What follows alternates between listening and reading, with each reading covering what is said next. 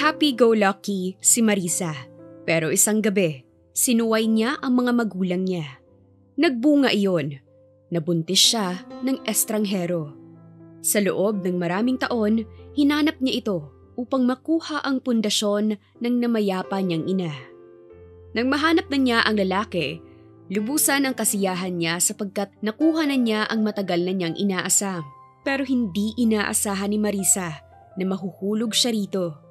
Ngunit kung kailan masaya na sila, isang lihim naman ang malalaman niya. Lihim na yayanig sa kaibuturan niya.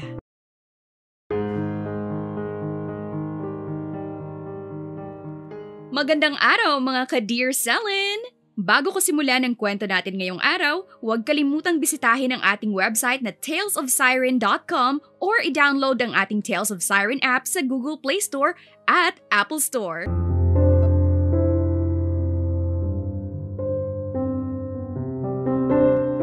Ang KJ mo naman, Marisa. Minsan lang naman to eh. Besides, tapos na naman tayo ng college. So bakit nag-iinaso ka pa riyan? Baka kasi magalit si Mom at Dad, Diana.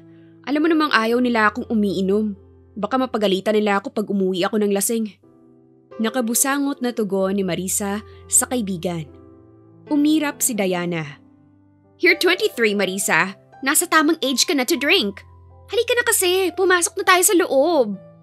At muli nitong hinawakan ang kamay niya at pilit siyang hinila papasok sa loob ng bar. Napailing na lang si Marisa. At wala nang nagawa kundi ang magparaya sa kagustuhan ni Diana. Nang makapasok sila sa loob ng bar, bumungad kaagad sa kanya ang maingay na kapaligiran dahil sa pinaghalong musika at ingay na ginagawa ng mga tao. Papalit-palit din ng kulay ng ilaw ng sandaling iyon. Sa buong buhay ni Marisa, ngayon lamang siya nakapasok ng bar dahil parehong mahigpit ang mommy at daddy niya sa kanya. Ni pagpasok nga sa school, may bodyguard pa siya. Never siyang naging independent dahil sa kanila. Even after college, ganoon pa rin sila sa kanya. Marisa, ano pang tinatayo-tayo mo riyan? Tara na! Maya-maya pa'y untag ni Diana sa kanya. Napailing na lang si Marisa at sumunod sa kaibigan. Naghanap sila ng bakanteng lamesa at nang makahanap, umupo sila roon bago umorder ng alak. At dahil walang alam si Marisa sa mga alak, si Diana na lamang ang pina-order niya para sa kanya. Sure ka ba rito, Diana? Paano tayo makakauwi kapag lasing na tayo? May pag-aalalang tanong ni Marisa sa kaibigan. Tumawa si Diana. Masyado ka namang nervyosa dyan. I have my car. We can sleep there. Hindi naman ako makakapagmaneho, no? Kumalma ka nga.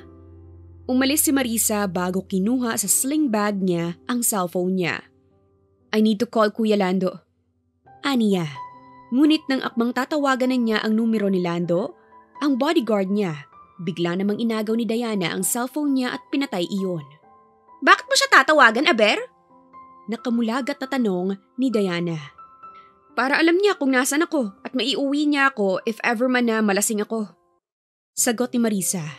Umiling si Diana. Seriously, Marisa? Ano pang purpose ng pagtakas mo kung ipapaalam mo rin sa kanya na nandito ka? At talagang gusto mong malaman ng parents mo na nandito ka? Sunod-sunod na tanong nito sa kanya. Wala ang parents niya nang tumakas siya sa bahay nila kanina. Nasa mahalagang meeting ang mga ito at sa isang araw pa sila babalik. Kung ipapaalam niya kay Lando na aalis siya, kailangan pa nitong tawagan ang parents niya. Pero alam naman agad ni Marisa na hindi papayag ang mga ito dahil hating gabi na. At ngayon, nagsisisi siya na tumakas siya. Napabuntong hininga si Marisa. Kung alam ko lang na dito mo ako dadalihin, hindi ako tatakas eh. Tapos ngayon, kinokonsensya mo pa ako. May iritasyong tugon ni Marisa sa kaibigan. Ngayon lang to, Marisa. Promise! Napailing na lang si Marisa at hindi na nagawa pang imikan ang kaibigan. Maya-maya pa, dumating na ang order nilang alak kaya nagsimula na sila. Unang sip-sip pa lang ni Marisa, napaayaw na agad siya dahil sa napakapait na lasa. Gumuhit iyon sa lalamunan niya na lalong nagpakunot ng buong mukha niya. Pero pinilit siya ni Diana hanggang sa hindi naglaon ay unti-unti na niyang nagustuhan iyon. Masarap, di ba? I told you! Nakabungis-ngis na sambit ni Diana. Tumango si Marisa. Bahagyang may tama na siya. It's hot in my throat, Diana. But it's good. Nakangiti niyang tugon. Kumindat si Diana. Told you, sis! Hindi na sinagot ni Marisa ang kaibigan. Imbes, uminom na lang siya ng uminom hanggang sa unti-unti nang umepekto ang espiritu ng alak sa buong katawan niya. Hindi na alam ni Marisa ang mga ginagawa niya ng sandaling iyon. Nawala na siya sa huwisyo. Tawa lang sila ng tawa ni Diana hanggang sa napagbasyahan nilang dalawa na sumabay sa mga nagsasayaw. Dahil lasing na, kung sino-sino na ang nakasayaw ni Marisa. Pero maya-maya pa, naramdaman niya na maiihi na siya kaya naman umalis siya nang hindi nagpapaalam sa kaibigan at hinanap ang banyo kahit pasuray-suray siya. Pero dahil sa tama ng alak, hindi na alam ni Marisa kung saan siya napunta. Nang makita niya ang isang pinto sa hindi kalayuan, nilapitan niya iyon at nang akmang itutulak na niya ang pinto, bigla iyong bumukas. Dahil sa gulat, natumba siya. Pero sinalo siya ng isang pares ng braso. Nakakunot noong nag-angat ng tingin si Marisa at mabilis siyang napaatras nang makitang lalaki iyon. What are you doing here, miss? Panglalaking banyo to. Doon ang pambabae. Hindi na natapos ng lalaki ang iba pa niyang sasabihin nang biglang sumuka si Marisa sa sahig. Agad itong nabahala ngunit hindi nito alam ang gagawin. Pero nang akmang matutumba si Marisa, agad siyang nilapitan ng lalaki at sinalo. Hey, are you okay? Nag-aalala nitong tanong. I wanna go home. Mahinang saad ni Marisa sapat na para marinig ng maayos ng lalaki. Wala ka bang kasama, miss? Mag-isa ka lang ba rito? Imbis na sumagot, ipinikit na lamang ni Marisa ang kanyang mga mata dahil antok na siya. Hinayaan na lang niya ang sarili na lamunin ng kadiliman. Maya-maya pa, naramdaman na lang niyang umangat siya at makalipas ang ilang minuto, lumapat ang likod niya sa malambot na kama. Magagalit sa akin si mom at dad kapag nalaman nilang lasing ako. Don't tell them, okay? Shh. Sambit ni Marisa habang pikit pa rin ang mga mata. Wala na siyang narinig ng sandaling iyon at makalipas ang ilang segundo, tuluyan na siyang nilamon ng kadiliman. Kinabukasan, nang magising si Marisa, natagpuan niya ang sarili sa loob ng isang hindi pamilyar na silid. Ngunit ang nakakagulat, ni isang saplot sa katawan ay wala siya at tanging kumot lang ang tumatabon sa kanya. Takot na bumaba si Marisa sa kama at nagbihis, tsaka dali-daling umalis sa kinalalagyan niya. Nang makalabas siya, ay tsaka lamang niya napagtanto na nasa bar pa rin siya. Nasa VIP room siya, ngunit ang malaking katanungan sa kanya ay sino ang nagdala sa kanya roon at bakit siya hubot-hubad. Dahil sa takot ni Marisa, imbis na umuwi, dumiretso siya sa bahay ni Diana at doon niya ipinaalam ang nangyari. Nagulat si Diana dahil akala nito ay umuwi siya kagabi pero ang totoo ay nagising siya sa VIP room ng pinuntahan nilang bar.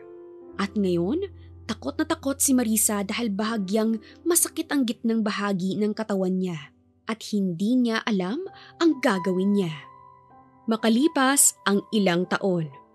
Don't forget to eat your food, ha? I already packed everything in your bag. Paalala ni Marisa kay Marius, ang 7 taong gulang niyang anak. Nakangiting tumango si Marius bago siya inalayan ng mahigpit na yakap at halik sa pisngi. Mommy, ikaw po ba ang magsusundo sa akin mamaya? Gusto ko po sana i-visit po ulit natin si Grandma sa grave niya. Nakangusong anito pa. Hindi ba't kakabisita lang natin sa puntod ng lola mo nung isang araw? I'm sorry baby, pero hindi ako pwede ngayon eh. I'm busy today. Pero don't worry, pwede namang next week. Tumango si Marius. Mukhang mabilis nitong naintindihan ang tinuran niya. Sure, Mommy. Huwag ka pong magpapagod para marami ka pong lakas to find my father. Bumungis-ngis si Marius bago siya nito muling niyakap. At nang magpaalam na ito sa kanya, sumama na ito kay Manong Boy, ang driver nila, upang ihatid ang anak niya sa eskwelahan nito. Napailing si Marisa sa sinaad ng anak. Hindi siya nag-react sa kadahilan ng kahit anong gawin niya, hindi niya mahanap ang ama nito. Ilang taon na siyang naghahanap, wala pa rin. Namatay na ang mommy niya, wala pa rin. At ngayon, kung hindi niya hahanapin ang lalaking nakabuntis sa kanya, hindi ibibigay ng daddy niya ang Inner Strength Foundation, isang pundasyon kung saan ang pangunahing advokasya ay masuportahan ng mga taong nakakaranas ng mga problema sa kanilang mental health. Layunin nitong magabayan sila at mabigyan ng maayos na sistema na makakatulong sa kanilang mabilisang paggaling. Itinayo iyon ng mommy niya at gusto niyang ipagpatuloy ang legacy nito bilang bagong owner ng naturang pundasyon. Ngunit sa kasamaang palad, hindi mapapasa kanya iyon hanggat hindi niya nahahanap ang ama ni Marius. Hindi mo pa rin ba nahahanap ang ama ni Marius? Untag sa kanya ng isang tinig. Nang harapin iyon ni Marisa, nakita niya ang daddy niya habang nakapamulsa. Mariing lumunok si Marisa bago nahihiyang umiling. Hindi ko na alam kung saan siya hahanapin, Dad. Ilang taon ko nang sinusubukan pero palagi akong bigo. Dad, can I have a favor? Pwede bang wag mo nang ipahanap sa akin ang ama ni Marius? Kaya ko naman siyang palakihin ng mag-isa. I don't need his father. Pwede naman. Sambit ng daddy niya.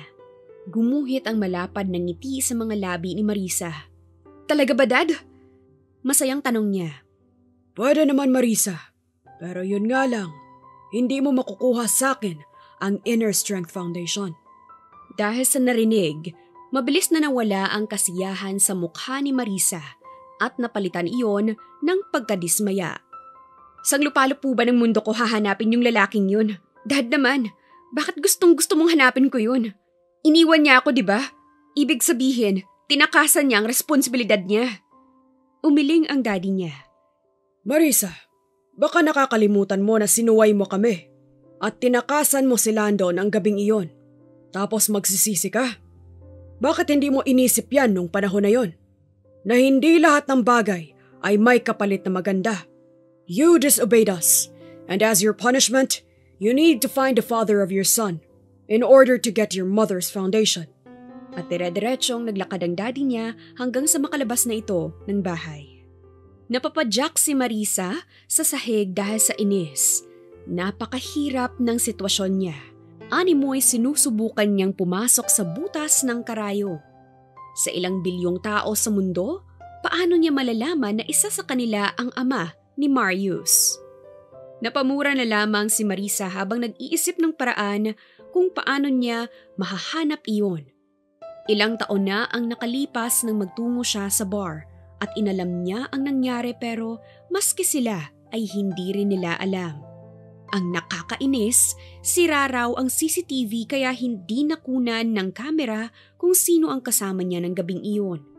Kung hindi lang niya hangad ang Inner Strength Foundation, hindi na siya magpapakahirap hanapin iyong lalaki. Sunod-sunod na lamang na napailing si Marisa bago kinuha ang kanyang bag sa sofa tsaka naglakad palabas ng bahay. Lula ng kanyang sasakyan, minaneho niya iyon patungo sa kumpanya ng daddy niya na nagtatrabaho siya roon bilang HR manager. Abalaman si Marisa sa kanyang trabaho, hindi niya pa rin binigo ang sarili na hanapin ang lalaki. Desperado at desidido talaga siya na makuha ang Inner Strength Foundation. Lumipas ang araw, linggo at buwan. Wala pa ring nangyayari. Unti-unti nang sumusuko si Marisa. Iniisip niya na habang buhay na lang niya papangaraping makuha ang pundasyon ng mommy niya.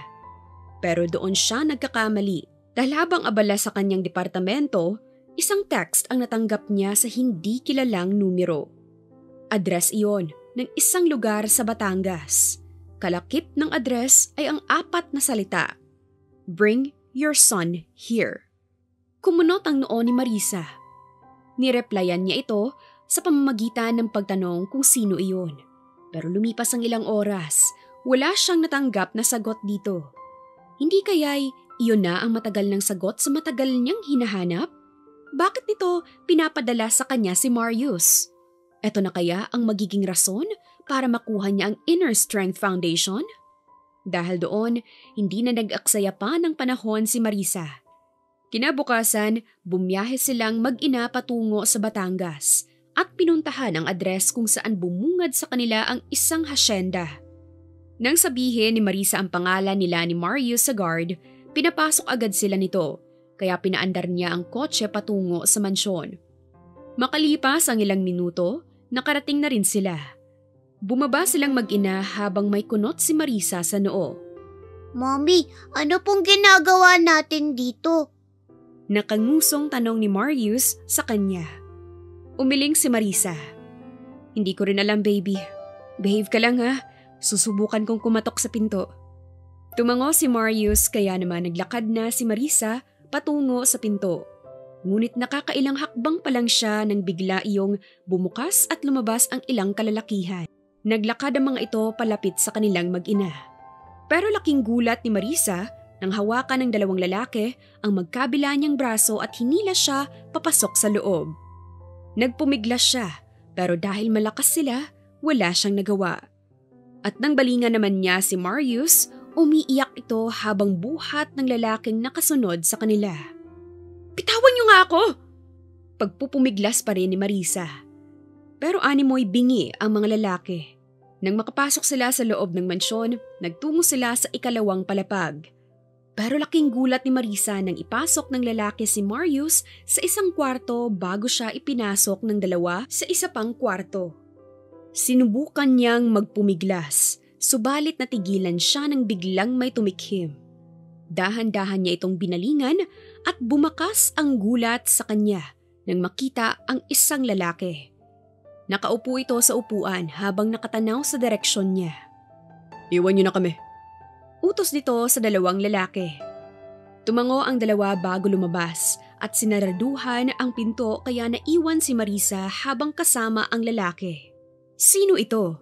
At bakit mukhang may pakay talaga ito sa kanya?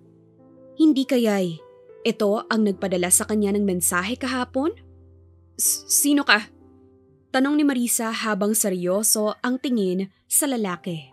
Bumuntong hininga ito bago inalis ang suot nitong eyeglasses. Hindi mo ba ako naaalala? Mabilis na umiling si Marisa. Ngayon lang kita nakita. Sagot niya. Mahinang tumawa ang lalaki bago ito nakapamulsang tumayo. We met a few years ago. Umawang ang bibig ni Marisa matapos marinig iyon sa lalaki. Biglang kumabog ng malakas ang dibdib niya. Bigla siyang nakaramdam ng pag-asa habang seryosong nakatingin sa mga mapupungay na mga mata ng lalaki. Ikaw ba ang nag-text sa akin kahapon? Tanong niya na agarang ikinatango ng lalaki. Kung gayon, anong dahilan? Bakit mo ako tinext? Gulong-gulong tanong niya pa. Halos 1 minuto tumitig sa kanya ang lalaki bago ito marahang naglakad palapit sa kanya hanggang sa isang dangkal na lang ang layo nito sa kinatatayuan niya.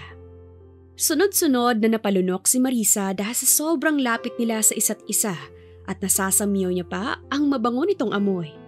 Gwapo ang lalaki, matangkad at maskulado pa ang katawan at halatang alaga nito iyon. May kailangan kang malaman, Marisa. Ilang taon ko na tong tinatago. At ngayon, hindi ko na kayang itago pa sa inyong dalawa ni Marius. I'm sorry, Marisa. I'm sorry. Dahil ngayon lang ako nagkaroon ng lakas ng loob na sabihin to sa'yo. Please, forgive me. Seryosong anito. Kumunot ang noo ni Marisa. Teka, anong sinasabi mo? Bakit kilalang kilala mo kami ng anak ko? Naguguluhan niyang tanong. I'm Antonio Delgado. And I'm Marius' father. Ako yung nakasama mo nung gabing yun. We spent the night together in a VIP room sa bar kung saan tayo nagkita. Hindi mo pa rin ba ako naaalala? Halos mahulog ang panga ni Marisa dahil sa tinuran ng lalaki. Ni Antonio. Hindi siya makaimik. Tila nahihirapan siyang iproseso ang kanyang mga narinig. Ilang taon siyang naghanap. Ilang taon siyang nagpakahirap. Ilang taon niyang inalay ang sarili niya makuha lang ang Inner Strength Foundation. Pero ito pa mismo ang gagawa ng paraan para malaman niya ang katotohanan. Nasa harap na niya ang lalaking matagal na niyang hinahanap, ang lalaking nakaniig niya ng gabing iyon at ang ama ni Marius. Ikaw yun? Hindi makapaniwalang tanong ni Marisa kay Antonio habang namamasa ang kanyang mga mata. Naramdaman ni Antonio na bahagya pang hindi naniniwala si Marisa kaya naman bumalik ito sa lamesa nito at may kung anong kinuha sa drawer. Nang bumalik ito sa harap ni Marisa, inabot nito ang isang larawan. Nagtatakang kinuha iyon ni Marisa at napasinghap na lamang siya nang makita ang sarili sa kama na mahimbing na natutulog. Bago ako umalis ng araw na iyon, kinunan muna kita ng picture for remembrance. Yan lang ang tanging pruweba ko sa iyo, Marisa. Maniwala ka sa akin na nagsasabi ako ng totoo. Gusto ko makilala ako ni Marius bilang ama niya. Yan lang ang gusto ko, Marisa. Naniniwala ako, Antonio. Doon ay tumulo na ang ilang butil ng luha sa mga mata niya. Hindi naglaon, hindi na niya namalayan na inisang hakbang niya ang kinatatayuan ni Antonio at niyakap ito ng mahigpit. Halos 1 minuto ang itinagal bago siya humiwalay rito. Hindi mo alam kung gaano ako kasaya ngayon, Antonio. Ang tagal-tagal kitang hinanap kasi desidido talaga ako makuha ang foundation ng mommy ko. Dahil sa ginawa mo, mapapasakin na yun. Thank you, Antonio. Thank you for telling me the truth. Hindi ko na kinaya, Marisa. I told myself na eto na ang oras para aminin sa'yo ang katotohanan. Gabi-gabi akong binabagabag ng konsensya ko na may parte ng puso ko na gusto ko nang umamin pero hindi ko kaya. But now, may lakas na ako ng loob. At ngayong nasabi ko na ang totoo sa'yo, gumaan ang pakiramdam ko. Litanya ni Antonio. Hindi mo kailangang magpaliwanag, Antonio. At least ngayon, maayos na ang lahat. You made me happy dahil sa wakas, makukuha ko na ang foundation ng mommy ko. Thank you. At sa ikalawang pagkakataon, muling niyakap ni Marisa si Antonio dahil sa sobrang kasiyahan. Maya-maya pa lumabas na sila ng silid at nagtungo sila sa silid kung saan dinala ng mga kalalakihan si Marius. At doon inamin ni Antonio ang lahat kay Marius. Hindi ito makapaniwala. Tumalon pa ito patungo kay Antonio na agad naman itong sinalo bago ito umiyak sa balikat niya. Humahagulgol na si Marius ng sandaling iyon dahil maski ito ay matagal na ring gustong makapiling ang sariling ama. At ngayong kasama na nito ang ama, hindi na ito malulungkot pa. Daddy, I'm so happy po. Finally, buo na rin ang family ko. Daddy, pwede po bang ikaw na lang maghatid sa akin sa school everyday? Gusto ko rin pong ma-meet mo ang mga friends ko. Masayang tura ni Marius habang karga pa rin ito ni Antonio. Malapad na ngumiti si Antonio. Oo naman, kahit anong gusto mo, okay lang. Ilang taon akong nawala at gusto kong bumawi sa'yo ngayon, anak. Yehey! Masaya pang sambit ni Marius bago nito mahigpit na niyakap ang ama. Napangiti na lamang si Marisa ng sandaling iyon habang nakatanaw sa mag-ama. Hindi niya inaasahan na darating ang araw na ito. Ang araw na makikilala na niya ang lalaking matagal na niyang hinahanap. Sobrang saya ng puso niya. At masaya rin siya para kay Marius dahil sa wakas ay may kikilalanin na rin itong ama. Hindi na nag-aksaya ng oras si Marisa. Kinagabihan, ipinaalam na niya sa kanyang ama na natagpuan na niya ang ama ni Marius. Paano ko malalaman na ikaw nga ang ama ng apo ko? Tanong ng daddy niya kay Antonio bago bumaling sa kanya. Binayaran mo ba siya para lang magpanggap? Mahinang natawa si Marisa. Dad, kung gagawin ko yan, sana noon ko pa ginawa. Si Antonio ang lumapit at nagsabi sa akin ng totoo. Hindi ko siya pinilit. Sir, maniwala man kayo o sa hindi, totoo po ito. Ako ang lalaking nakasama ni Marisa noon. Sagot ni Antonio. Kung ganon, bakit ngayon mo lang sinabi? 7 taon na si Marius. Sa tono ng daddy ni Marisa, halatang hindi pa ito kumbensido. Hindi po ako handa noon. Natakot ako. Pero gusto ko pong bumawi kay Marius. Gusto kong ipadama sa kanya ang pagkakaroon ng ama. Seryosong tugon ni Antonio. Tinitigan siya ng daddy ni Marisa bago tumalikod. Papayag ka bang tumira sa iisang bubong kasama ang anak at apo ko? Tanong nito, tila naniwala na. Yes, sir. Sagot ni Antonio, ikinaawang ni Marisa. Wait, what? Magsasama kami, Dad? Gulat niyang tanong. Humarap ang ama niya. Bakit hindi? Anak niyo si Marius. Dapat kayong magkasama. Akala mo ba, Sapat nang matagpuan ang ama niya. Hindi, Marisa. Kailangan niyang makita na buo kayo. Madiing sabi nito. Bumaling si Antonio kay Marisa. Forson. May pakiusap sa tinig niya. Wala nang nagawa si Marisa kundi tumango. Para kay Marius. Good. Tugon ng daddy niya. I have a penthouse, sir. Pwede kaming tumira ron. Alok ni Antonio. You own a penthouse? Anong trabaho mo? CEO ako ng Delgado Estates. Ipinamana ito ng ama ko. Sagot ni Antonio. So, kaya mong buhayin ng mag-ina mo? Natutuwang tanong ng daddy ni Marisa. Napailing si Marisa sa hiya. Tumango si Antonio. Yes, sir.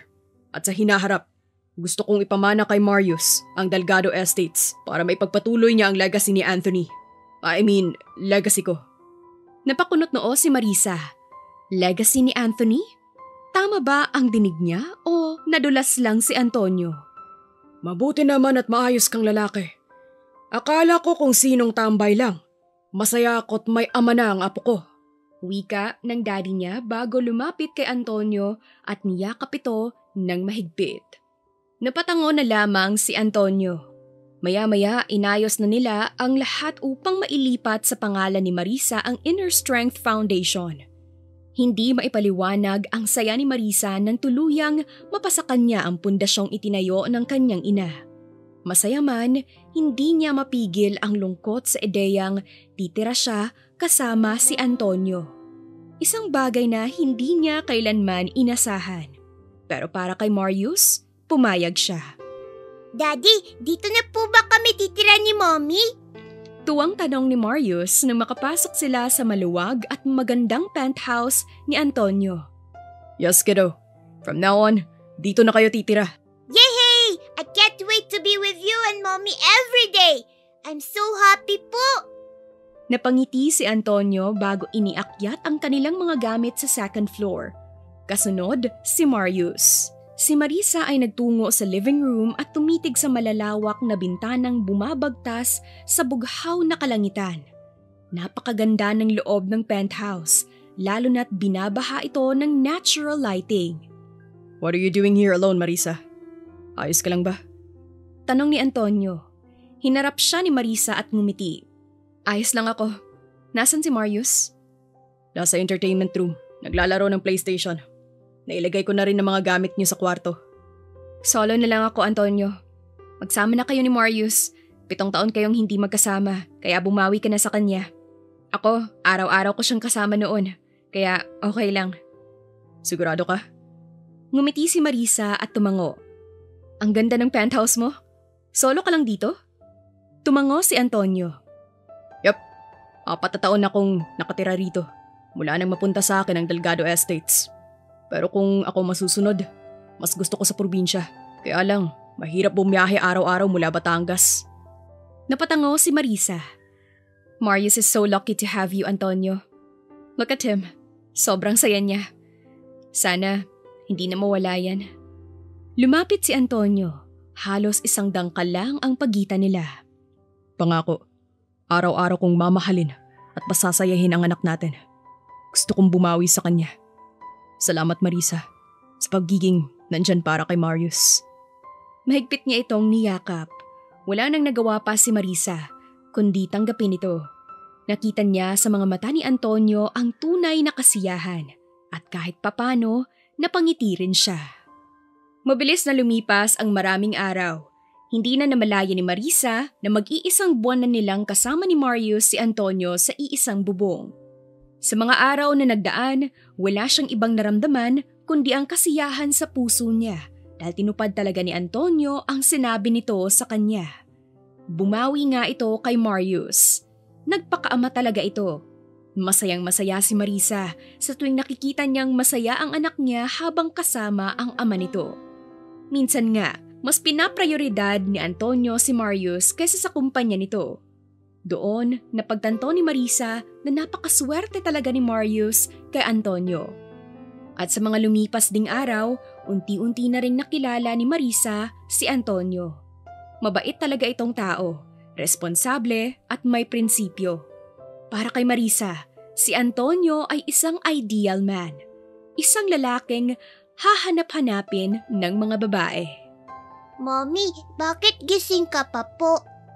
Halos mapatalon si Marisa sa kinatatayuan nang marinig ang boses ni Marius. Hinarap niya ito at nakita niyang nakanguso ito habang nakatingin sa direksyon niya.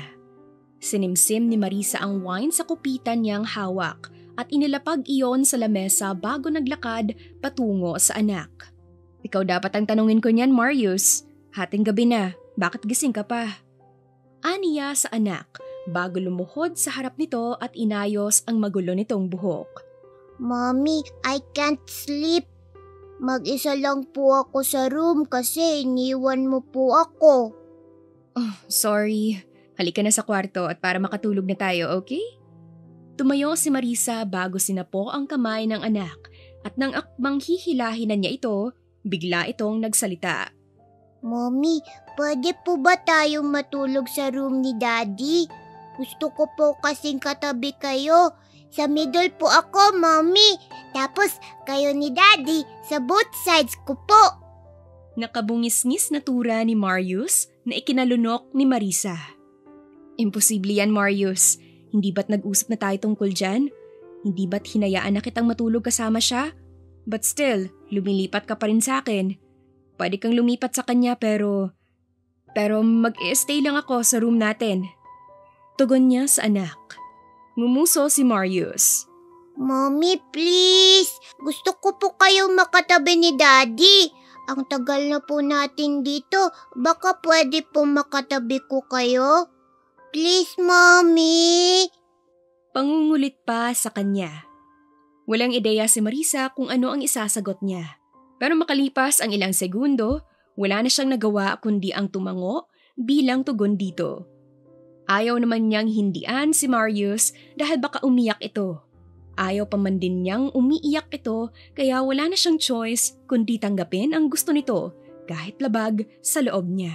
Umakyat na silang mag-ina sa ikalawang palapag at marahang kinatok ni Marius ang pinto ng kwarto ni Antonio. Hindi pa man nakakalipas ang ilang segundo ay bumukas na iyon at bumungad si Antonio sa kanila habang wala itong damit pang itaas. Dahilan para bumungad ang maskuladong katawan nito.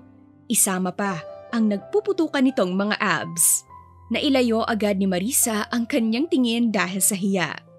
Daddy, pwede po ba kaming matulog ni Mommy sa room mo? Nangungusap na tanong ni Marius sa ama nito. Sure kiddo, come in. At nilakihan ni Antonio ang bukas ng pinto kaya hinila na siya ni Marius papasok sa loob. Gabi na, bakit gising ka pa? Tanong ni Antonio sa anak. I can't sleep, Daddy. Siguro makakatulog po ako kapag katabi ko na po kayo ni Mommy. Nakabungis-ngis na wika ni Marius. Hinayaan na lang ni Marisa ang kanyang anak. Hila-hila pa rin siya nito habang hindi pa rin siya tumitingin kay Antonio. Mommy, bakit hindi ka po tumitingin kay Daddy? Are you shy? Tanong ni Marius sa kanya nang makasampa ito sa kama. Bumuntong hininga si Marisa at nakangiting binalingan ang anak. Bakit naman ako mahihiya, Marius? Nakangisi niyang tanong bago binalingan si Antonio na ngayon ay nagdadamit na. Thank God. Bulong niya. Why are you thanking God, Mommy? Curious na tanong ni Marius sa kanya. Nagpapasalamat siya kay God kasi nawala na yung magandang view na nakita niya. May pang-aasar na sambit ni Antonio bago ito nakangising humiga sa kama. Tama ba ako, Marisa? Tanong pa nito. Palihim na inirapa ni Marisa si Antonio. Pinagtutulungan niyo ba akong dalawa? Nakapamewang niyang tanong sa dalawa. Mommy, isn't it obvious na nagjo-joke lang po si Daddy? Ngisi ni Marius. Napailing na lang si Marisa. Mahiga ka na, Marius. May pasok ka pa bukas, baka malate ka. Tumango si Marius bago ito humiga sa tabi ni Antonio. Sumunod siya dito. Humiga siya sa tabi ng anak. Pagkahiga ni Marisa, nasamyo agad niya ang isang pamilyar na amoy. Mabangong amoy ni Antonio na dumikit sa una na hinihigaan niya. Mommy, Daddy, pwede po ba kayong magkwento sa akin? Hiling ni Marius sa kanila. Hindi ko dala ang libro mo, Marius. Ako na. Presenta ni Antonio. Napailing na lamang si Marisa. Mariin na lamang niyang ipinikit ang mga mata niya at makalipas ang ilang segundo, narinig niyang nagsimula na si Antonio sa pagsasalita. Wala mang libro, pero nagawa pa rin itong magkwento para sa kanilang anak. Kinabukasan, nagising na lang si Marisa mula sa malalim na pagkakatulog nang maramdaman niyang bahagyang tumatalbog ang katawan niya. Nang idilat niya ang mga mata, natagpuan niya si Marius na tumatalon-talon sa kama. Good morning, Mommy! Finally, you're awake! Masayang bati ni Marius sa kanya bago ito huminto at dumukwang sa noon niya tsaka siya inalaya ng isang halik. Natatawang napailing si Marisa. Good morning too, baby. Anong oras na ba? Maaga pa, Mommy! Mommy, gisingin mo na rin si Daddy! Napakunot noo si Marisa sa narinig. Nang sabihin iyon ng anak, tsaka lamang niya naramdaman ang mabigat na kung ano sa tagiliran niya. At pakiramdam din niya ay may humihinga sa batok niya. Nang ibaba niya ang tingin, halos bumagsak ang panga niya nang mapagtantong nakayakap ang braso ni Antonio sa kanya. At tsaka lang din niya napagtanto na nakasiksik ang mukha nito sa batok niya. Gulat man, marahan pa rin siyang gumalaw palayo rito hanggang sa makababa siya ng kama. At doon, nakita niya si Antonio na mahimbing pa ring natutulog. Mommy, bakit ka po umalis sa tabi ni Daddy? Okay lang po ba kayo? Nakangusong tanong sa kanya ni Marius. Pilit nang ngumiti si Marisa. Bababa na ako para makapaghanda na ng breakfast. Mag-toothbrush ka na rin, Marius. Hindi na hinintay ni Marisa na makapagsalita ang anak. Dali-dali siyang lumisa ng silid habang hindi pa rin nawawala sa kanyang isipan ang tagpong iyon. Nakayakap si Antonio sa kanya. Mabuti na lang at tulog ito dahil kung hindi, isang kahihiyan iyon kay Marisa. Maayos naman ang pagsasama nilang dalawa ni Antonio bilang mommy at daddy ni Marius. Pero hanggang doon lang iyon. Nagsama sila para makasama ang kanilang anak. Hindi para may mabuo sa pagitan nila. Pero sa ginawang iyon ni Antonio, malakas ang loob ni Marisa na unti-unti silang magkakadevelopan. Sunod-sunod na lamang na napailing si Marisa at iwinaksina sa kanyang utak ang kanyang iniisip. Nagluto na lang siya ng almusal hanggang sa matapos siya. Sakto namang bumaba na ang mag-ama. Ako nang maghahatid kay Marius sa school niya. Sambit ni Antonio habang nagtitimpla ito ng kape. Are you sure? Hindi ba't nabanggit mo sa akin kahapon na may meeting ka? Don't worry, ako na lang ang maghahatid sa kanya. Wika naman ni Marisa. It's fine. Anak naman natin si Marius. Kahit gaano pa kahalaga yung meeting na yan, ayos lang sa akin kung hindi ko madaluhan. Dahil sa mata ng Diyos, mas mahalaga si Marius sa akin. Palihim na napangiti si Marisa. Believer? Nakangiting naglakad si Antonio palapit sa lamesa habang dala ang kape niya. Nang umpo ito sa harap ni Marisa, tumango ito. Bata pa lang. Yung lola ko kasi, palagi akong sinasama tuwing nagsisimba siya. So over time, unti-unti niya akong na-e-impluwensyahan hanggang sa naniwala ako. Napatango si Marisa bago sumimsim sa kape. Kapag ba believer ang isang tao, may mga bagay ba silang takot o ayaw gawin? Curious na tanong ni Marisa. Oo naman. Actually marami. Pero ako, as a believer, I hate doing things na alam kong makakaapekto sa kapwa. Kasama rin ba yung pagsisinungaling? Tanong ni Marisa na biglang ikinatigil ni Antonio. Hindi ito nakaimik. Nakatitig lamang ito sa mga mata ni Marisa.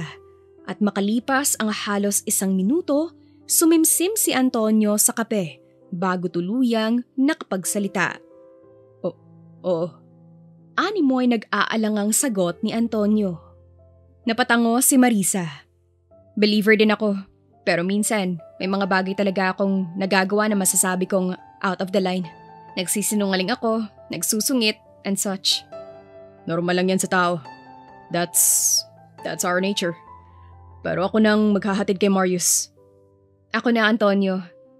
Hayaan mong ako nang maghatid sa anak na. No, Marisa. Ako na. Pamimilit pa ni Antonio. Bumuntong hininga si Marisa. Alam kong gusto mong bumawi kay Marius, pero may meeting ka. Pareho nating alam na mahalaga yon sa'yo. Kaya hayaan mong ako na lang. Ngayon lang naman to, Antonio. Mahalaga nga yung meeting, pero mas mahalaga ang anak natin sa akin, Marisa. Ako na, Antonio. Pakiusap ni Marisa. Stop, Mom and Dad! Pigil sa kanilang dalawa ni Marius. Kayong dalawa na lang po maghatid sa akin para hindi na po kayo magtalo. Nito pa. Nagkatitigan na lamang sina Marisa at Antonio. Ako na, Antonio. Kumibit balikat si Antonio. Fine. Tugon ito kapag kwan. Napangiti na lang si Marisa ng sandaling iyon. Nang matapos mag-umagahan, gumayak na rin sila. Pero sa kanila, mas naunang umalis si Antonio kaya naiwan silang mag-ina sa penthouse nito. Mommy, can I ask you? Untag sa kanya ni Marius habang palabas sila ng penthouse. Sure baby, ask me anything. Mommy, love mo po ba si Daddy? Tanong ni Marius na agad ikinatigil ni Marisa. Animoy na estatwa siya ng sandaling iyon. Pakiramdam niya ay naparalisado ang buong katawan niya matapos marinig iyon kay Marius. Isa lang ang ipinagtataka niya. Bakit naman natanong nito ang bagay na iyon? Mariing lumunok si Marisa bago lumuhod sa harap ng anak. Bakit mo naman natanong yan, Marius? Kasi Mommy, gusto ko po kayong makasama ni Daddy ng matagal. Gusto ko po na magpakasal kayo. Kasi Mommy, yung mga parents po ng mga classmates ko, love po nila yung isa't isa and married pa po sila. Gusto ko po na ganun din po kayo ni Daddy. Kasi I noticed na parang ang layo mo po kay Daddy. Mommy, will you marry Daddy? Hindi makaimik si Marisa. Wala siyang ideya kung ano ang sasabihin niya sa anak ng sandaling iyon. Dahil at a young age, ganito na ang mindset nito. What more pa kaya kung lumaki na ito? But that thing, it's too complicated to answer. That's impossible, baby. Bakit naman po impossible, Mommy? Nakangusong tanong ni Marius. Ngumiti si Marisa bago inayos ang buhok ng anak. Kami kasi ng daddy mo, may pinagsamahan man kami in the past, pero sa tingin ko we're not meant for each other. Isipin natin na halimbawa, mahal ko ang daddy mo pero hindi naman niya ako mahal. May magagawa ba tayo ron? Pwede rin naman na mahal niya ako pero hindi ko siya mahal. Kumunot ang noo ni Marius. When you made me, hindi niyo po ba minahal ang isa't isa? Tanong nito. Natawa na lang si Marisa. Mataman niyang tiningnan ang anak at imbis na sagutin pa, tumayo na lang siya at inaya na ito. Kahit alam niya ang isasagot niya, mas pinili na lang niyang manahimik dahil ayaw niyang umabot sa punto na malaman na ni Marius ang lahat. Lumipas pa ang ilang araw at linggo. Unti-unti nang napapalapit si Marisa kay Antonio. Magaan na ang loob niya rito kaya hindi na napigilan ni Marisa ang makaramdam ng pagmamahal para kay Antonio lalo pat kitang-kita niya kung paano nito alagaan si Marius. Sinabi ni Marisa sa sarili na hindi siya mahuhulog pero hindi niya iyon natupad dahil ngayon mahal na niya si Antonio. May pagtingin man siya rito, tanging siya lamang ang nakakaalam nun dahil wala pa siyang lakas ng loob para umamin dahil baka kabaliktaran pala ang pagtingin ni Antonio para sa kanya. Baka kaibigan lang siya para rito. Mommy, what time po uuwi si Daddy?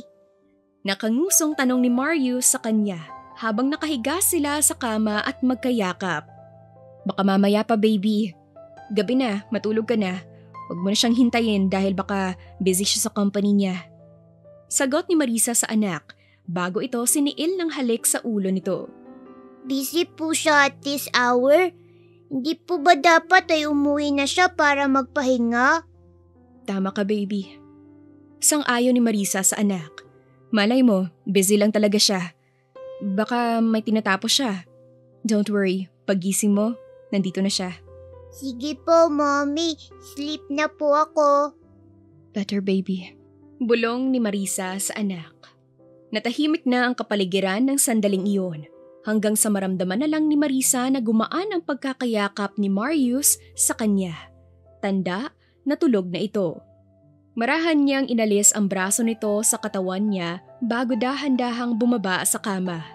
Saktong pagbaba niya ay bigla namang may nag-doorbell sa labas. Napakunot noo si Marisa bago dali-daling lumabas ng silid tsaka pinuntahan ang pinto. At nang buksan niya iyon, bumungad ang isang babae habang nakaakbay rito si Antonio na pulang-pula ang mukha habang animoy natutulog na. Anong nangyari kay Antonio? Nag-aalala niyang tanong. Lasing po siya. Sagot ng babae. Teka, sino ka? Tanong ni Marisa sa babae bago kinuha rito si Antonio. Iniakbay niya ang braso nito sa balikat niya. I'm Marie po, Sir Antonio's secretary. Nag-inom po kasi sila ng kaibigan niya sa company at bilang secretary niya, it's my responsibility to help him. Ito po yung susi ng kotse niya. Anito bago iniabot sa kanya ang susi ng kotse ni Antonio. Thank you, Marie. Nakangiting tumango si Marie bago ito tuluyang nagpatiuna kaya naman inakay na niya si Antonio patungo sa silid nito.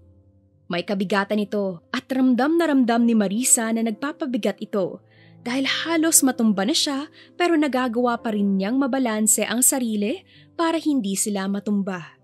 Marahan niyang inakay si Antonio. Lalo na sa hagdan hanggang sa ligtas niyang madala ito sa sarili nitong silid. Marahang inihiga ni Marisa si Antonio sa kama bago inalis ang suot nitong sapatos. Maski ang suot nitong coat ay inalis din niya. Siniyasat muna ni Marisa ang lahat at nang masigurong maayos na, humakbang na siya palabas. Subalit nakakaisang hakbang pa lamang siya nang biglang may humawak sa kamay niya. At nang balingan niya si Antonio, bahagyang nakaangat ang katawan nito habang mahigpit nitong hawak ang kamay niya. Stay. Mahinang usal ni Antonio na sapat na upang marinig ng maayos ni Marisa. Napalunok ng laway si Marisa ng sandaling iyon. Hindi niya alam ang sasabihin niya, lalo pa't pakiwari niya ay naputol ang dila niya habang nakatitig sa maamong mukha ni Antonio. Bahagyang nakamulat ang mga mata nito. At tanging nakatuon lang iyon sa kanya. Antonio, ano bang sinasabi mo? Wala sa wisyong tanong ni Marisa sa lalaki. Stay, Marisa. Stay. At mas lalong humigpit ang pagkakahawak nito sa kamay niya. Umiling si Marisa. I'm sorry, Antonio, but Hindi pa man natatapos ni Marisa ang iba pa niyang sasabihin nang bigla siyang hapitin ni Antonio dahilan para matumba siya sa maskulado nitong katawan. At saktong nagtama ang mga labi nila kaya mabilis pa sa 4:00 na humiwalay si Marisa rito habang nakaawang ang mga labing tinitigan ang mga mapupungay na mga mata ni Antonio. Ano bang ginagawa mo, Antonio? Tanong niya rito. Mahal kita, Marisa. Pag-amin ni Antonio na halos ikabagsak ng panga ni Marisa.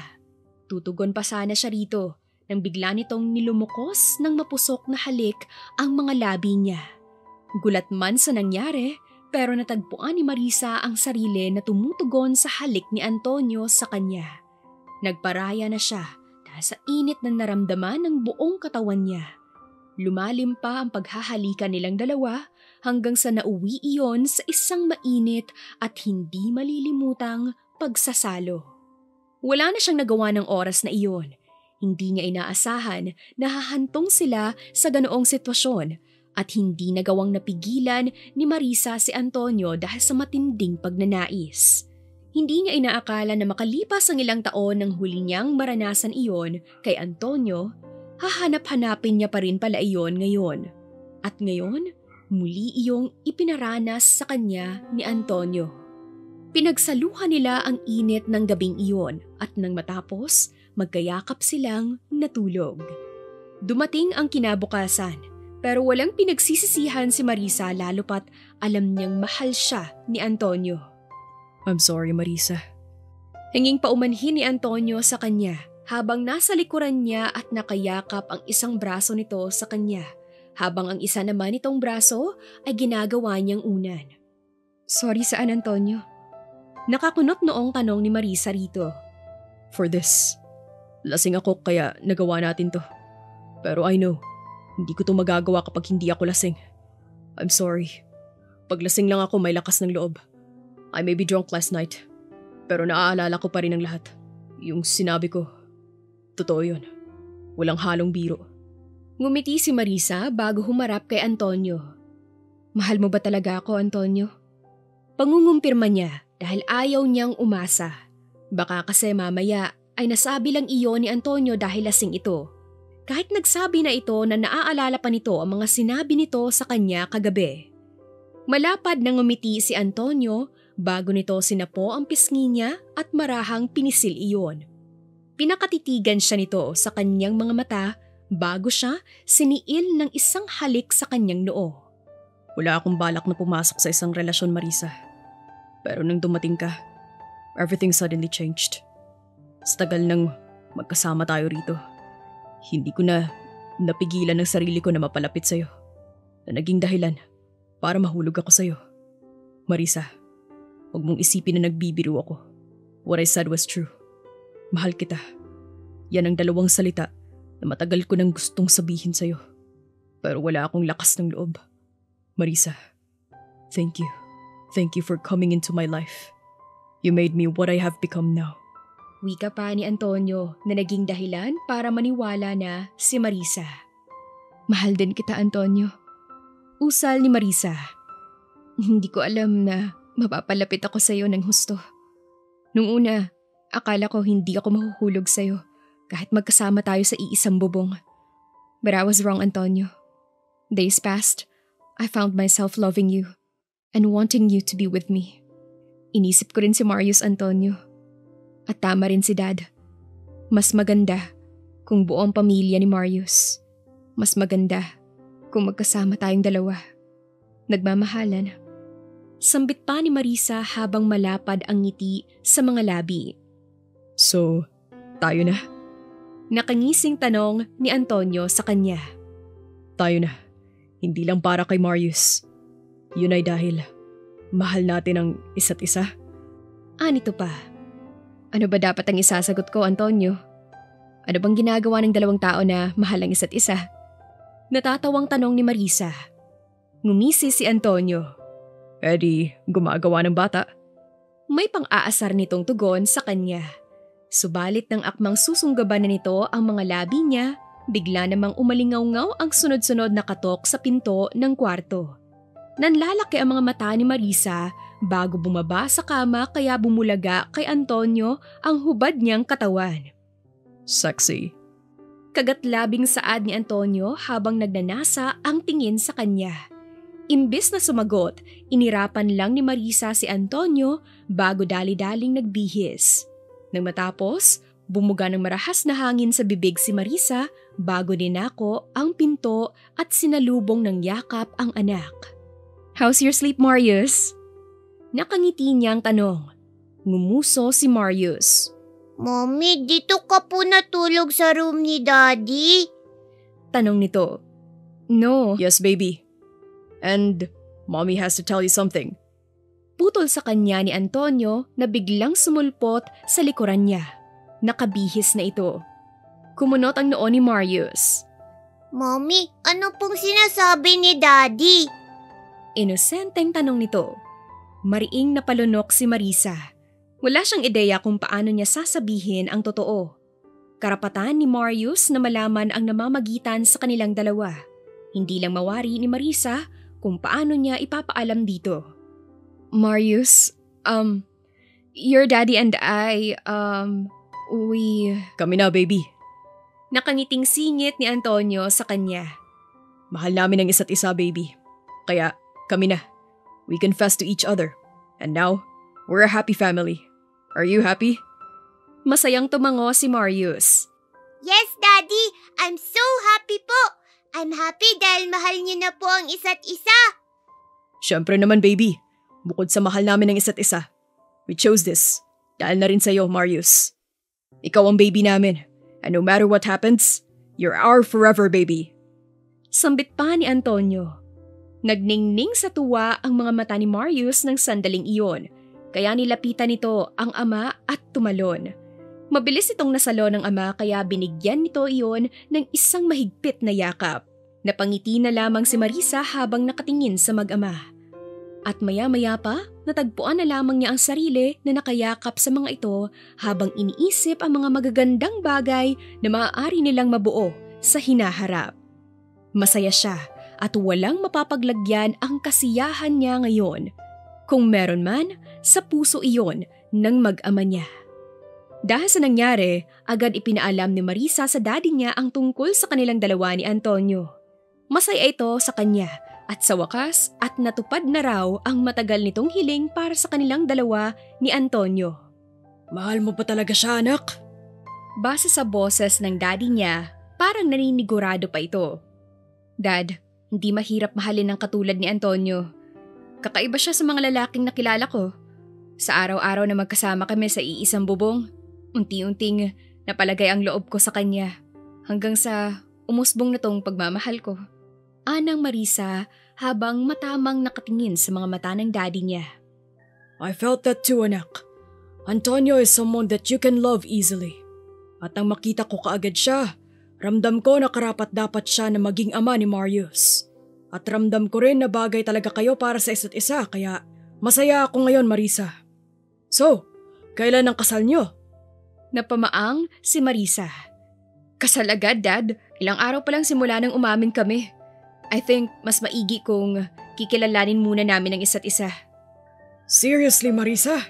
Sa tagal niyong magkasama sa penthouse niya, hindi niyo pa nakilala ang isa't isa? Natatawang tanong ng daddy niya sa kanya. Dad naman kasi, masyado naman kasing mabilis kung magpapakasal kami agad. Di po ba pwedeng mag-enjoy muna kami sa pagsasama namin kasama si Marius? Bumuntong hininga ang daddy niya. Basta't magpakasal kayo, ha? Kung buhay pang mami mo, magiging masaya rin yon para sa'yo. Nakangiting tumango si Marisa bago tumayo sa kinauupuan at nilapitan ang kanyang daddy. Darating din po tayo riyan, Dad. At tama po kayo. Magiging masaya rin si Mom. Pero I know, masaya siya kung saan man siya ngayon. Aniya bago mahigpit na niyakap ang daddy niya. Matapos ang tagpong iyon, nagtungo na si Marisa sa kumpanya niya at maghapong nagtrabaho roon. Nang sumapit ang kinahapunan, umuwi na rin siya sa penthouse ni Antonio kung saan natagpuan niya ang mga kalalakihang may mga bitbit na kahon. Anong ginagawa nila, Antonio? Salubong niya kay Antonio nang makapasok siya sa loob. Nag-declutter ako, babe. Ang dami na kasi mga bagay rito na hindi ko naman ginagamit. How's your day, by the way? Anito bago siya niyakap at siniil ng halik sa noo. Bumuntong hininga si Marisa. Exhausting. Sagot niya. Tamang-tama. Nagbe-bake ako ng paborito mong red velvet cake. Nagbe-bake ka? Kaya pala pagpasok ko, amoy ko na agad. Teka, paano mo nalaman na paborito ko yun? Nakakunot noong tanong ni Marisa. Ngumisi si Antonio. Kay Marius, I asked him about you. At isa yan sa nabanggit niya sa akin. Di talaga ako nagbe-bake. Nanonood lang ako ng tutorial. But don't worry, sisiguraduhin ko na magugustuhan mo yun. Sure yan na? Oo naman, babe. Let me just check it. Muli siya nitong inalayan ng halik sa noo bago ito nagtatakbo patungo sa kusina. Nangingiti na lamang na napailing si Marisa at akmang maglalakad na palapit sa living room nang bigla siyang may napansin sa lapag. Nakakunot niyang kinuha iyon at tiningnan. Hindi pa man nakakailang segundo, halos lumuwa ang mga mata ni Marisa sa kanyang nakita. Larawan iyon ni Antonio. Batang-bata pa ito roon. Pero ang nakakapagtaka, bakit may katabi itong kamukhang-kamukha nito? Babe, are you okay? Nag-aalalang tanong ni Antonio nang makabalik ito. Mariing lumunok si Marisa bago nag-angat ng mukha kay Antonio. Ano to, Antonio? Bahagyang nanginginig na tanong ni Marisa bago iniharap ang larawang hawak niya. Umawang ang bibig ni Antonio bago nito kinuha sa kanyang kamay ang larawan. Where did you get this? Anong ibig sabihin yan, Antonio? Bakit dalawa ka sa larawang yan? Kamukha mo siya. Kakambal mo ba siya? Antonio, gusto ko mapaliwanag ka. Ayokong magsinungaling ka. Please. Litanya ni Marisa habang unti-unting namamasa ang mga mata. Natahimik si Antonio habang matama nitong nakatingin sa mga mata niya. Animoy na estatwa ito ng sandaling iyon. Pero makalipas ang halos 1 minuto, biglang bumakas ang kalungkutan sa mga mata ni Antonio. Marisa, I have to tell you something. Seryosong sambit ni Antonio. Something? Something what, Antonio? Ilang segundong tiningnan ni Antonio ang hawak na larawan bago iyon binulsa. Tama ka, Marisa. May kambal nga ako. Yung nasa larawan, ako yun at ang kambal ko. His name was Anthony. Pag-amin ni Antonio na lubusang ikinagulat ni Marisa. Sa tagal nating magkasama, bakit ngayon mo lang sinabi sa akin to? At nasan siya ngayon? Mariing lumunok si Antonio. Patay na siya. Ilang taon nang nakakalipas. Pero may kailangan ka pang malaman, Marisa. Please, ayokong maging rason to para iwan mo ko. I'm aware na nagkamali ako. Ginawa ko lang yun kasi gusto kong tuparin ng hiling ni Anthony sa akin. Just say it, Antonio. Makikinig ako sa'yo. At kahit anumang marinig ko, hindi kita iiwan. Mahal kita, Antonio. Mas hindi ko matatanggap kung habang buhay mong itatago yan sa akin. Ngumiti si Antonio bago nito kinuha ang mga kamay niya at masuyong pinisil ang mga iyon. Hindi ako ang ama ni Marius, Marisa. At hindi rin ako ang lalaking nakasama mo ng gabing yun. It was Anthony. Pag-amin ni Antonio, nanlaki pa ang mga mata ni Marisa. Hindi siya makapagsalita. Pakiwari niya'y nalulon niya ang dila niya habang titig na titig sa mga mata ni Antonio. Paano nangyari yun, Antonio? Hindi ko maintindihan ang sinabi mo. Paano si Antonio yun at hindi ikaw? Gulong-gulong wika ni Marisa. Bago mamatay si Antonio, humingi muna siya ng pabor sa akin. Pinakiusapan niya akong magpakilala bilang ama ni Marius. Ilang taon niya kayong minamanmanan ni Marius. Matagal na ring alam ni Anthony na ikaw ang babaeng nabuntis niya. Higit sa lahat, alam niya rin na siya ang ama ni Marius. Pero hindi pa siya handa, Marisa. Nagtago siya. Pero kahit ganun, mahal niya pa rin kayo ni Marius. But sadly, nagkaroon siya ng cancer. Nakiusap siya sa akin na ako ang magpakilala bilang ama ni Marius. At sa totoo lang, wala akong balak na sabihin to sa'yo. Dahil gusto ni Anthony na hindi niyo malaman na wala na siya. Ayaw kanyang masaktan lalo na ang anak niyo, Marisa. But things happened unexpectedly. I had no choice now but to tell you the truth. I'm sorry, Marisa. I'm sorry. Dahil nagsinungaling ako. I did it dahil ayokong biguin ang kambal ko. Mahal ko siya, Marisa. Anthony was the best man that I ever met in my life.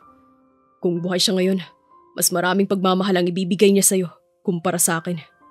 Nagkakilala kayo ilang taon na ang nakalipas. Samantalang tayo, nito lang nagkakilala at nagkapalagayan ng loob. Marisa, ayokong maging rason ito para iwanan mo ko. Mahal kita at mahal ko rin si Marius.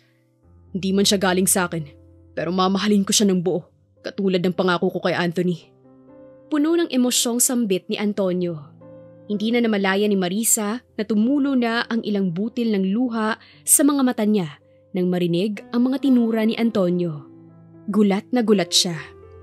Antonio, ang tanging namutawi sa bibig ni Marisa. Please, Marisa, huwag mo akong iwan. I promised Anthony. Ayoko siyang biguin. Mahal ko kayo ni Marius. Please, Marisa. Mahal na mahal kita. Lumuluhang bulalas ni Antonio habang mahigpit ang pagkakahawak nito sa mga kamay niya. Halos 1 minutong nakipagtitigan si Marisa kay Antonio bago niya ito niyakap ng mahigpit. Sa sobrang higpit noon, animoy ayaw na niyang pakawalan ito. Makalipas ang ilang segundo, humiwalay na siya rito at sinapo ang magkabila nitong pisngi. Bakit naman kita iiwan, Antonio? Masaya nga ako kasi sinabi mo sa akin ng totoo. Sadly, hindi ko man lang tuluyang nakilala si Anthony. Pero yung alaala ng gabing yon, habang buhay yung tatatak sa akin. I'm sorry for your loss, Antonio. At hindi ko alam kung paano ko sasabihin kay Marius ang totoo. Natatakot ako, Antonio. Tanggap mo pa rin ba ako kahit nagsinungaling ako? Ngumiti si Marisa. Hindi ka naman nagkasala para ipagtulakan kita. Naiintindihan kita, Antonio. Kung ako ang nasa posisyon mo, I'll do the same. Oo, tatanggapin pa rin kita. Thank you so much, Marisa. Pangako, mamahalin ko kayo ni Marius ng sobra-sobra. Araw-araw kong ipaparamdam ang pagmamahal ko sa inyo. At huwag kang mag-alala, ako ang magpapaintindi ng lahat kay Marius. Masayang sambit ni Antonio bago siya nito niyakap. Napangiti na lamang si Marisa bago niyakap pabalik si Antonio. Nakakagulantang man ang revelasyon ni Antonio sa kanya, pero sabi nga nila, life must go on. Ipagpapatuloy pa rin nila ang buhay at pagsasama nila. Pero laking pasasalamat ni Marisa kay Anthony nang dahil dito, binigyan siya nito ng daan para makilala si Antonio, ang lalaking iniibig na niya ngayon. Sabi nila, hindi nasusukat ang tagal ng relasyon sa taon, kundi sa kalidad ng pagmamahalan. Para kay Marisa, wala nang ibang mahalaga sa kanya kundi ang pagmamahal niya para kay Antonio. Hindi niya inaasahan na hahantong sila sa ganitong sitwasyon kung saan minamahal nila ang isa't isa at magsasama ng mas matagal pa. Regalo ito ng Diyos para kay Marisa, at ito ang regalong hindi niya sasayangin kailanman. Simula nang dumating si Antonio sa kanyang buhay, unti-unti na iyong nagbago. Akala ni Marisa ay hindi na siya magiging masaya. Subalit, nagkamali siya dahil ngayon, lubusan na ang kasiyahan niya lalo pat makikipag-isang dibdib na siya sa lalaking iniirog niya. Sa wakas, dumating na ang araw na kanyang hinihintay. Ang araw kung saan magsisimula silang magbuklod hindi lang bilang mag-asawa, kundi bilang nagmamahalan. Handa ka na ba, Marisa? Tanong ng daddy niya sa kanya habang naglalakad sila patungo sa altar kung saan naghihintay si Antonio na kanina pang lumuluha. Handang-handa na ako, Dad. Kinakabahan ako pero ano pat lilipas din to. Tama ka, anak. Just enjoy your day, okay? Masaya ako para sa'yo. Malapad na ngumiti si Marisa. Thank you, Dad. Tumango ang daddy niya. Nagpatuloy sila sa paglalakad hanggang sa makarating sila sa harap ni Antonio. Bakit ka umiiyak? Natatawang tanong ng daddy niya kay Antonio. Masaya lang po ako. Tugon ni Antonio.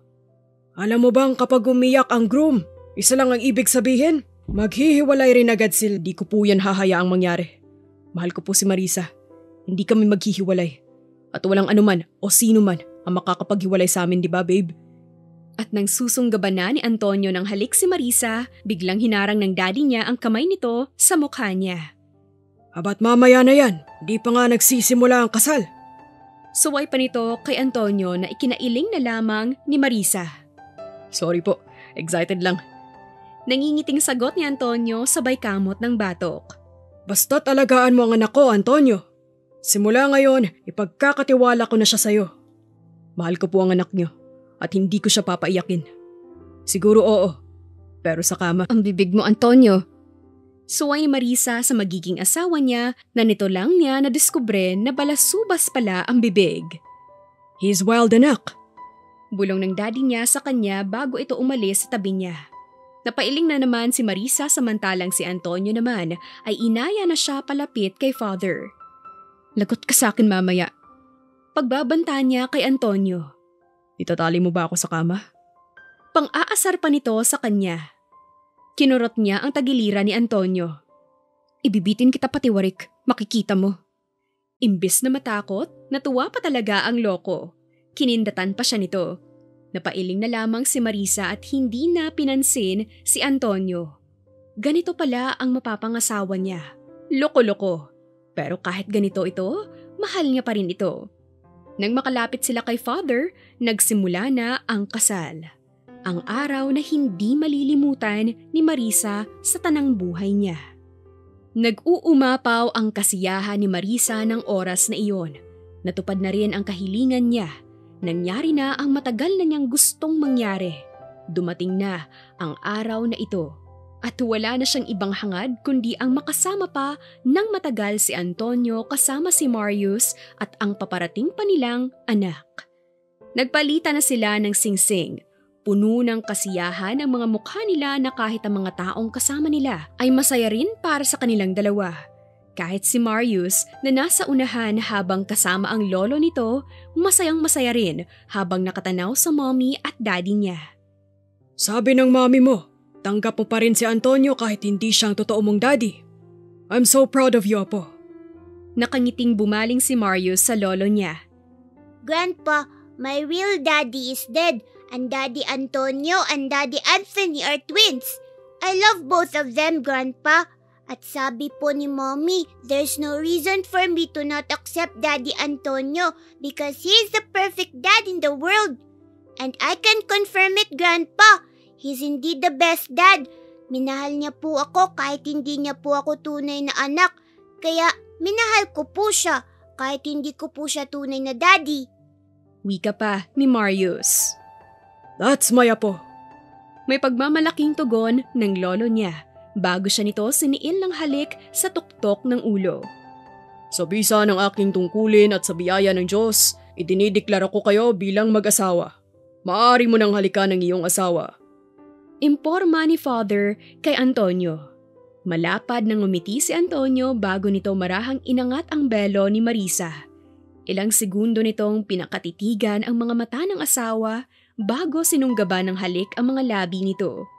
Napuno ng palakpakan ng simbahan ng oras na iyon habang magkadikit ang mga labi nilang dalawa, samantalang si Marius ay tinakpan ng mga mata upang hindi masaksihan ang paghahalikan ng mommy at daddy niya. Halos 1 minutong magkadikit ang mga labi nila bago sila humiwalay. Emosyonal silang humarap sa mga panauhin na may ngiti sa kanilang mga labi. Nagpalakpakan pa rin ang mga ito at tuwang-tuwa para sa kanilang dalawa. I love you, Marisa. Sambit ni Antonio bago nito hinalikan ang ulo ng asawa. Nakangiting isinandal ni Marisa ang ulo niya sa balikat ng asawa. I love you too, Antonio. Emosyonal niyang tugon bago sinapo ang kanyang tiyan, kung saan dinadala niya ang magiging anak nilang dalawa ni Antonio. Mommy, Daddy! Hiyaw ni Marius habang tumatakbo palapit sa kanilang dalawa. Lumuhod silang mag-asawa at sinalubong ito. Why did you close your eyes, huh, baby? Tanong ni Antonio sa anak. Rated SPG, Daddy!